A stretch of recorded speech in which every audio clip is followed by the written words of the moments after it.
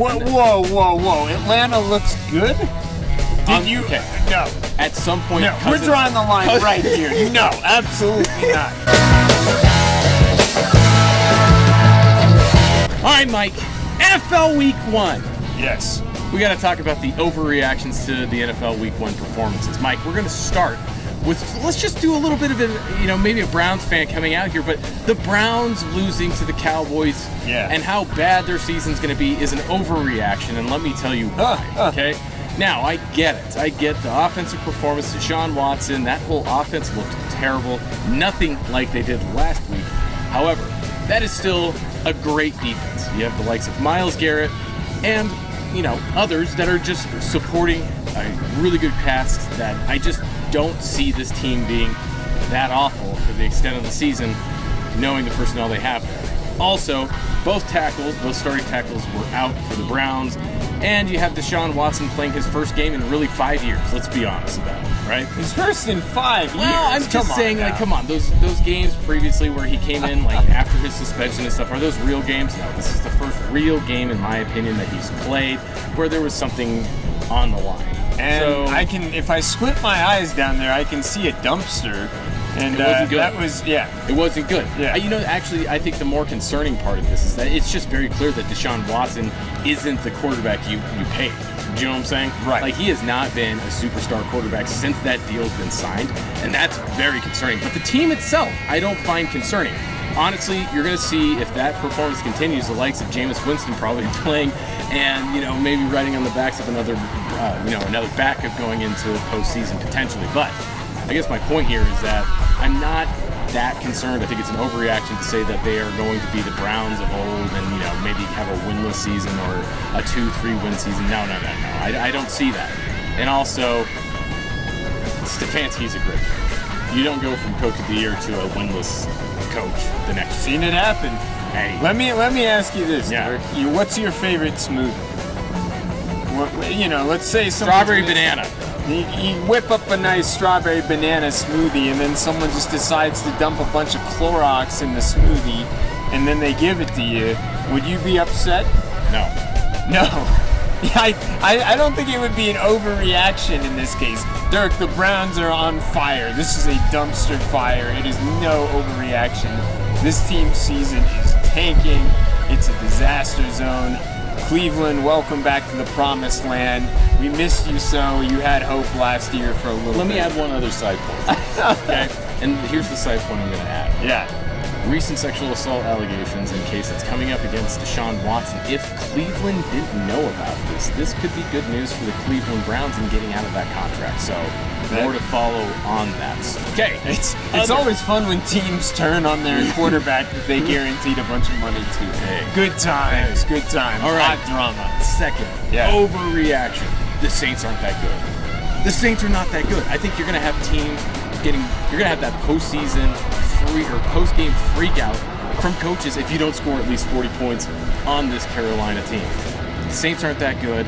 Mike, name an all-star from the Saints right now. Alvin Kamara. Of 2015, maybe. Yeah. Olave, okay, yeah, sure. But outside of that, man. David Carr. David? No. Derek Carr. Oh. All right, next overreaction. No, that's not an overreact. That one, I agree that they are not that good. We don't need to elaborate on that too much. It'll play out. Sorry, Saints fans, you guys are mid. All right, last overreaction we have for you. Vikings are not a plus 500 ball club. Okay? Yeah, Sam Darnold played really well, but do you see the team you played against?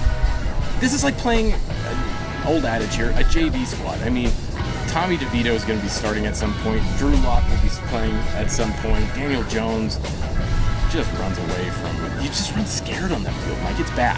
And so, yeah, Darnold, great. You went 12 for 12 to starting that game. That's awesome, and hats off to you. I like seeing stories like that, but guys, I see some Vikings fans out there saying, so what's our goals this season? How far in the postseason do you think we can make it? That's an overreaction, guys. It's a way overreaction. I'll counterpoint it, though.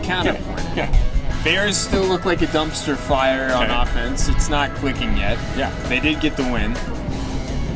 The Packers lose Jordan Love for an indeterminate period of time.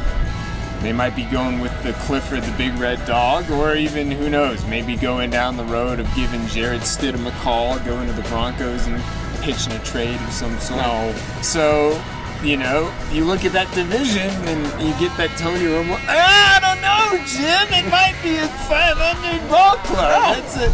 Look, the Vikings have a pretty good defense. You got to admit. Absolutely. Van Ginkel came out. And I've seen worse teams go 500, and if they make the playoffs, it secures the soundbite Buford Sports Network in the preseason called for the what do we call it? The paranormal activity rebirth of Sam Darnold from the dead. Zombie Sam Darnold coming out and getting his vengeance upon the NFL. I think we're saying the same thing here. I would love to see more before I'm sold on this team as being, you know, just well-rounded good and Sam Darnold's going to carry him. Yeah. What I'm saying is, look at that division. Okay, who's winning that division? Detroit. Did you see how they played against the Rams? That's a good team, well-coached team. Okay, Goff's playing out of his mind, and I think LA is probably kind of regretting that trade in some ways. They got the Super Bowl out of it, so you can't be that regretful. But seeing how, you know, Jared Goff has gone from soft to hard-nosed, I mean, he's tough now, right? And so Detroit's going to win that division for the first time ever. Probably. Then after that, okay, then you're looking at a wild card. So who else do you have to beat in the wild card? Well, Eagles are going to win that division, so that means you have to beat the Cowboys. You're going to have to beat someone out of the NFC South because Atlanta and Tampa Bay both look good. Okay. Whoa! Atlanta looks good. Okay. No. At some point, no. We're drawing the line right here. No, absolutely not. Okay, absolutely not. I think the Steelers are better than what people think. They might and be, also, but Atlanta. And also, how long until Penix is on the field? Well, it's probably not a good thing if it's soon because it means Cousins sucks. Well, Cousins is. Hey, Vikings fans, tell me, did you miss Cousins? No, they do not. No. That's why, because zombie Sam Darnold is coming. That roster in Atlanta, the amount they spent on defense, the people that they brought in, the people they have on offense, that is on paper has to be a postseason team, man. Like that is a great roster. The GM must be pulling out his hair, just being like, "What the hell did I put everything there? I've gotten everything on the table. What else do I need to do?" And so, all right. So even if it's not guarantee a ton of money to Kirk Cousins, it doesn't make any damn sense. But the Cardinals are better than what people think. The Cardinals are going to be good. All right, if not, you have Seattle as well that's going to be in contention. The overreactions. No, I'm just saying, like, Vikings fans, like, I love you guys, and I love the Vikings. You know, the Skull Chants. Skull Chants are great. But guess what? Hey, let's see some more games and not play the Giants before we're, like, sold that this is a postseason squad. Postseason squad. Sold. I'm more sold than NFTs.